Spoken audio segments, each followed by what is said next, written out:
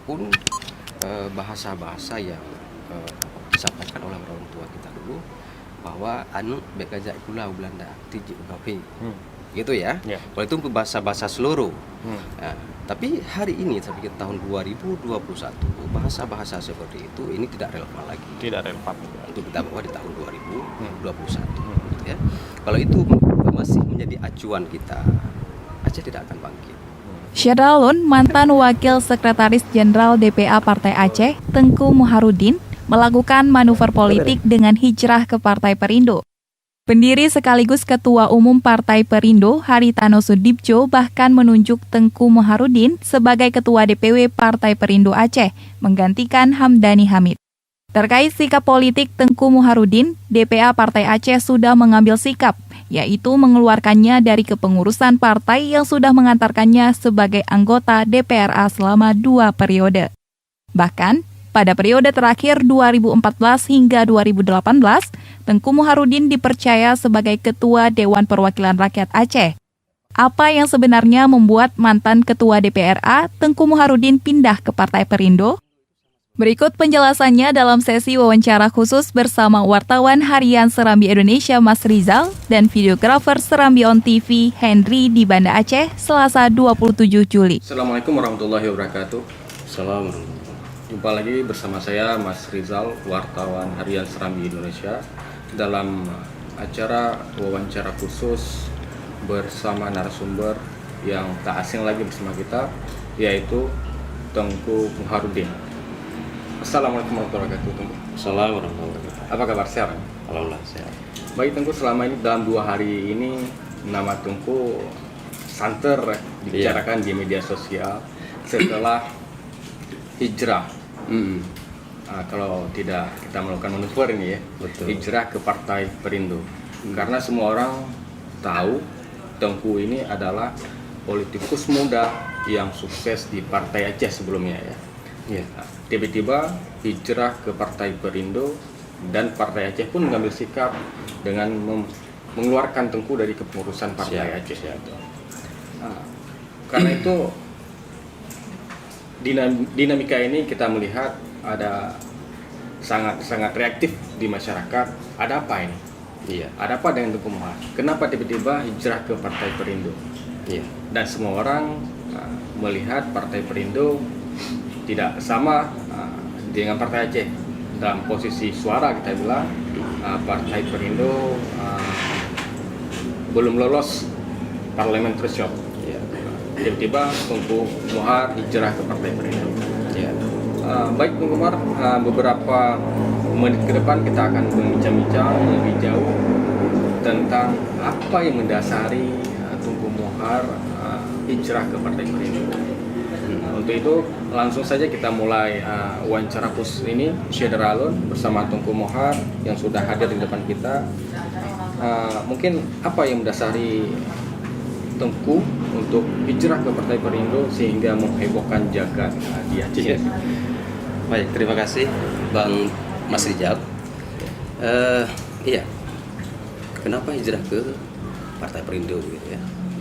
Jadi kalau kita cerita masalah politik begitu atau partai politik dalam perspektif kita hidup dalam negara yang menjunjung tinggi demokrasi adalah suatu yang dibenarkan dan bebas ya bagi masyarakat.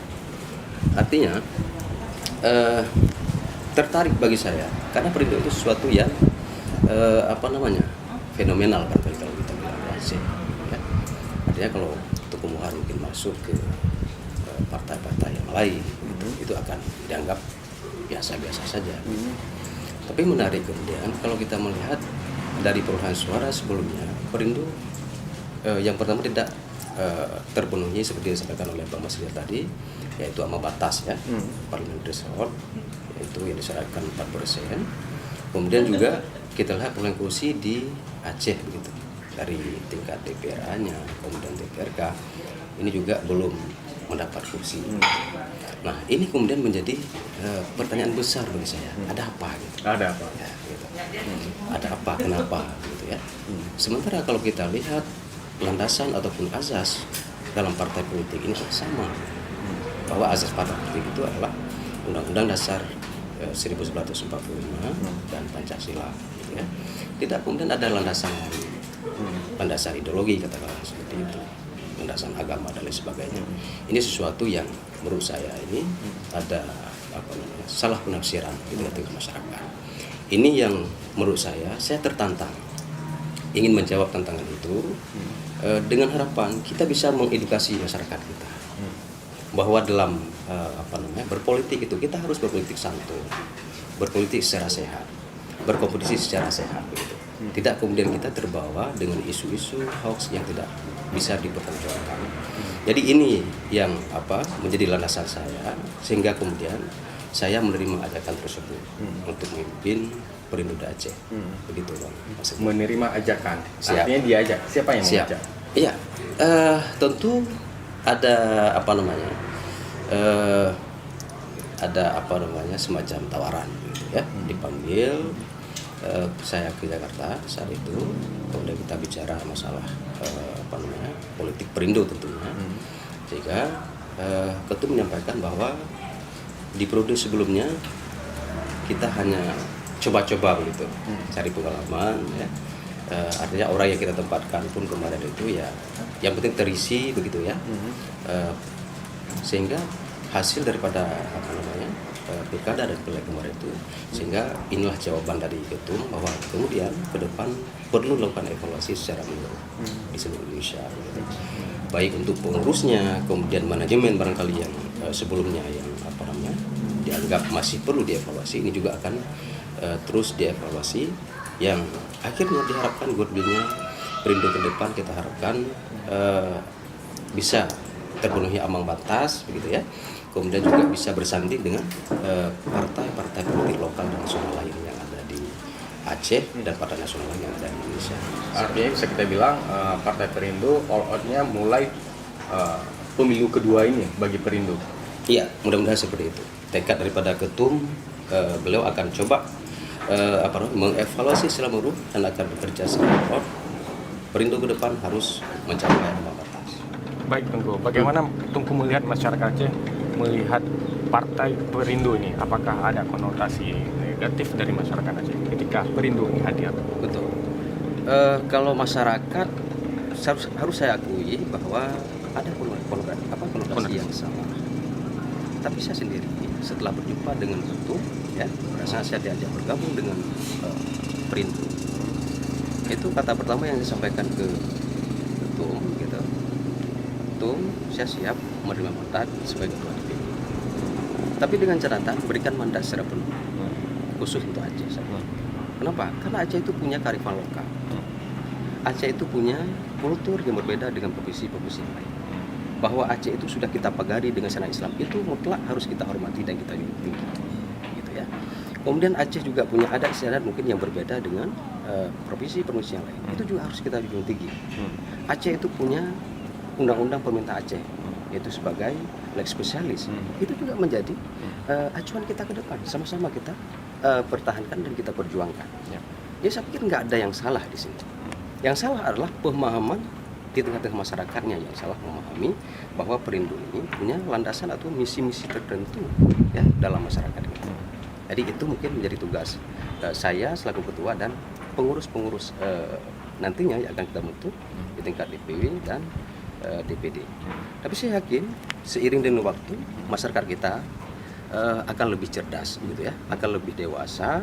Hari ini kita berada di tahun 2021, sudahlah berapa puluh tahun yang lalu sudah kita lewati begitu ya. Jadi saya pikir udah saatnya kita melihat persoalan Aceh, terutama persoalan politik ya atau partai politik harus kita cerna dan kita kita artikan dengan benar sehingga tidak kemudian salah mengartikan dalam arti. Baik. Apa kira-kira target yang ingin diraih ke depan waktu pemilu 2024? Pasti harapan kita yang pertama ambang batas itu tadi. Ambang batas ya. Itu harus tercapai. Yang kedua juga selama ini kita belum ada keterwakilan baik itu di tingkat DPR, kemudian di tingkat DPR di tingkat 1 ada DPRA, DPRK. Ya juga kita harapkan ke depan mudah-mudahan ada keterwakilan bisa terisi lah. Perindo di Aceh. Gitu. Baik. Sehingga tidak kemudian terjemahan masyarakat luar ya gitu, masyarakat nasional ataupun internasional bahwa Aceh ini dianggap sesuatu yang menakutkan. Gitu ya. Padahal kalau kita lihat masyarakat kita Aceh itu sangat-sangat demokrasi. Ya, Bukan hanya di bidang politik tapi agama hari ini. betul. Artinya di sini di Aceh, bukan hanya di Banda Aceh, dimanapun saya pergi di kota-kota besar yang ada di Aceh ini, bukan hanya Islam yang ada di Aceh. Toh ada juga masyarakat kita yang Nasrani, gitu ya, yang agama Buddha, Hindu. Tapi hari ini bisa hidup kita berdampingan, Rukun. rukun. Oke. Saya pikir ini menjadi contoh baik bagi Aceh. Tapi selagi mari juga kita buktikan di dalam politik kita juga bisa menerjemahkan makna demokrasi. Baik Tengku. Tengku kan lahir dari embrio Partai Aceh ini. Siap. Dari rahim Partai Aceh besar, dan nama Tengku juga 2 kali masuk dalam gelanggang politik tingkat provinsi, Ya. dan terakhir menjabat ketua DPRA dari Partai Aceh juga. Ya. Artinya Partai Aceh sudah memberikan kontribusi yang luar biasa kepada Tengku, Iya. ya, dalam membesarkan nama Tengku juga. Tiba-tiba Tengku hijrah, kemudian Partai Aceh juga memberikan sikap yang jelas, yaitu memberhentikan Tengku dari kepengurusan Partai Aceh. Menyesal tidak diberhentikan dari Partai Aceh? Suatu keputusan memang ada risiko. Oke. Gitu ya. Keputusan yang kita ambil itu ada risiko Ya. ataupun konsekuensi daripada keputusan tersebut. Baik. Dan itu sudah kita perhitungkan dari awal ya. Apapun konsekuensi daripada keputusan yang kita ambil ini, saya pikir seorang pemimpin harus siap dengan segala keputusan yang diambil. Bahwa kemudian pemimpin itu dibully gitu, dihujat segala macam. Itu bagian daripada kedewasaan politik kita ke depan. Biarlah masyarakat menerjemahkan dengan terjemahan sendiri, tapi insya Allah pada waktunya nanti kita akan menerjemahkan ya bahwa politik ini seperti ini. Kita akan menerjemahkan politik yang benar. Tidak kemudian terjadi kebingungan di tengah-tengah masyarakat seperti itu. Atas sikap kita gitu. Betul. Baik. Apakah keluar ini ada kecekcokan ataupun ketidakstabilan politik di internal, atau kenapa ini? Nah, ini mungkin yang menjadi pertanyaan besar nih. Betul. Kalau kita bilang ada cekcok, ada persoalan di internal, saya katakan dengan tegas tidak ada persoalan apa. Tidak ada persoalan apapun. Tidak ada persoalan. Kita sangat baik dengan teman-teman kader Partai Aceh yang lain ya, termasuk dengan pimpinan partainya. Malah sebelum saya bergabung dengan Perindo, saya dipercayakan sebagai ketua tim monitoring dan evaluasi Partai Aceh. Tim monitoring dan evaluasi Partai Aceh. Berarti saya juga menjabat sebagai wakil sekjen Partai Aceh. Ya. Artinya sungguh pun hari ini saya tidak lagi menjabat sebagai DPR gitu ya, sebagai legislatif, tapi saya pikir penghormatan dari pimpinan partai sampai ini masih dipercayakan. Ada yang di sini saya nggak ada yang sesuatu yang diperlakukan tidak adil, tidak. Pimpinan memberikan mandat yang luar biasa menurut saya. Nggak ada persoalan apapun. Tidak ada miskomunikasi di Tidak. internal. Ini murni keinginan pribadi begitu. Pilihan politik. Pilihan politik begitu ya. Saya pikir bagi politisi itu di mana saja dia bisa memberikan ataupun mengeluarkan aspirasinya ya, untuk pembangunan dan kesejahteraan masyarakat Aceh ke depan. Oke, baik. Menarik sekali, Tengku. Ini kita lihat tren Partai Aceh hari ke hari sepertinya agak menurun ini ya. Begitu juga dengan ambisi Tengku untuk membesarkan Perindo. Apakah ada keinginan berafiliasi antara Perindo dengan Partai Aceh ke depan ini? Ini mungkin sesuatu yang Betul. Pikir masih terlalu dini ya. Kita sampaikan. Kita belum melihat bagaimana hasil real ataupun ending daripada kompetisi yang berada di depan kita yang akan dilaksanakan pada tahun 2024. Artinya apapun bisa terjadi. Koalisi dengan Aceh. Kalau memang saya juga dasar dari kader Partai Aceh, kenapa tidak? Toh misi kita sama, itu membangun Aceh. membangun Aceh. Landasan kita juga sudah kita sampaikan tadi, bahwa Islam kita junjung tinggi, karena itu menjadi ruh ya masyarakat Aceh. Kita sudah dari Endatu kita itu clear. Persoalan UPA juga Perindo sekarang siap. Gitu. Menghormati ya. Menghormati dan kita junjung tinggi. Bila perlu kita perjuangkan bersama-sama. Begitu. Jadi saya pikir nggak ada yang mustahil gitu ya. Nggak ada yang mustahil, sesuatu bisa saja terjadi. Oke. Dengan kondisi geopolitik Aceh yang sangat dinamis gitu ya, Iya. kadang-kadang fluktuatif nih turun gitu. Betul. Apakah Tengku merasa sangat yakin Perindo ini bisa bangkit ataupun bisa ya setidaknya bisa melewati ambang batas setelah di Aceh atau Iya. kita tidak berbicara tingkat nasional dulu. Betul. Insya Allah, kalau saya melihat keseriusan dari dari pengurus, kemudian juga saya melihat atau mencermati animo daripada masyarakat, begitu ya. Dalam beberapa hari ini, makanya saya bilang masih terlalu dini. Tapi walaupun usianya pelantikan saya ataupun penunjukan saya baru beberapa hari atau berhitung lebih kurang sebulan, tapi saya mempunyai semangat baru. Semangat baru gitu. Betul. Ya, berkeyakinan insya Allah mudah-mudahan Perindo akan diterima oleh masyarakat Aceh. Semangat ini lahir apakah karena juga ada dorongan daripada tokoh-tokoh Aceh yang turut mendukung? Pasti dukungan daripada tokoh masyarakat Aceh, dorongan dari insan-insan media begitu ya. Kemudian dorongan dari semua pihak gitu yang ada di Aceh. Mudah-mudahan ini akan bisa bersinergi di dalam membangun Aceh yang lebih baik ke depan. Baik, mengakhiri dengan wawancara khusus kita hari ini, ada tanggapan lain yang ingin disampaikan kepada publik? Ya, Silakan. terakhir saya ingin sampaikan kepada masyarakat Aceh gitu ya, bahwa kalau berbicara Aceh di masa lalu ya, mungkin ada juga nasihat-nasihat ataupun bahasa-bahasa yang disampaikan oleh orang tua kita dulu, bahwa anu bekaja ikulah Belanda tiji ugape gitu ya. Kalau itu bahasa-bahasa seluruh. Nah, tapi hari ini saya pikir tahun 2021 bahasa-bahasa seperti itu ini tidak relevan lagi. Tidak relevan Untuk kita bawa di tahun 2021 gitu ya. Kalau itu masih menjadi acuan kita, Aceh tidak akan bangkit. Aceh tidak akan bisa maju. Bahwa membangun Aceh itu tidak mungkin bisa kita bangun dengan sendiri. Bisa dibangun oleh satu partai gitu. Tentu harus kolaborasi dengan beberapa pimpinan partai politik yang ada di Aceh, baik itu partai politik lokal ya, partai politik nasional. Jangan lupa Aceh masih berada dalam bingkai Negara Kesatuan Republik Indonesia. Artinya sebagus apapun yang kita lakukan di Aceh ini tanpa dukungan dari pemerintah pusat, ini juga nggak bisa kita berharap lebih begitu. Tentu nggak akan maksimal begitu. Tapi bagaimana kemudian sesuatu yang kita programkan di Aceh ya didukung oleh pemerintah pusat, maka akan terjadi pembangunan seperti yang kita harapkan oleh masyarakat Aceh.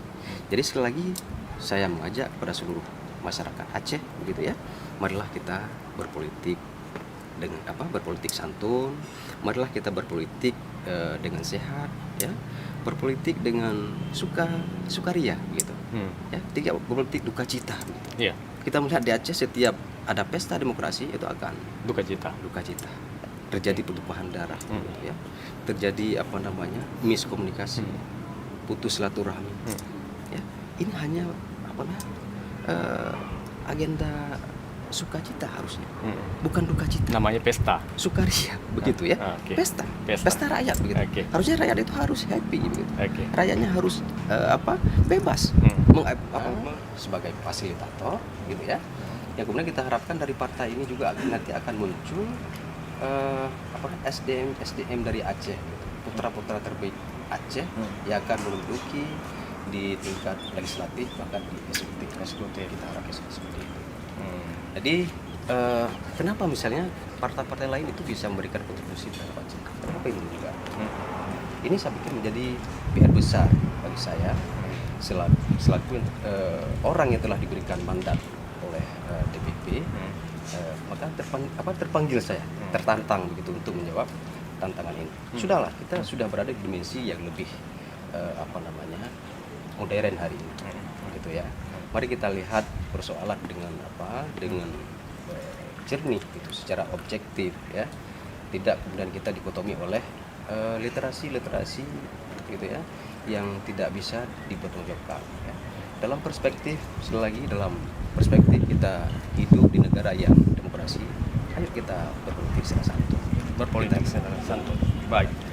Tunggu, kita ketahui bahwasanya Partai Perindo pada pemilu yang lalu tidak melewati ambang batas sehingga tidak ada satupun calegnya, anggota legislatifnya yang bisa menduduki parlemen gitu. Apa yang ada di pikiran Tengku sehingga mau menerima pinangan ini? Betul. Sehingga sementara partai ini tidak lulus parliamentary threshold. Artinya bukan tugas mudah bagi Tengku untuk Benar.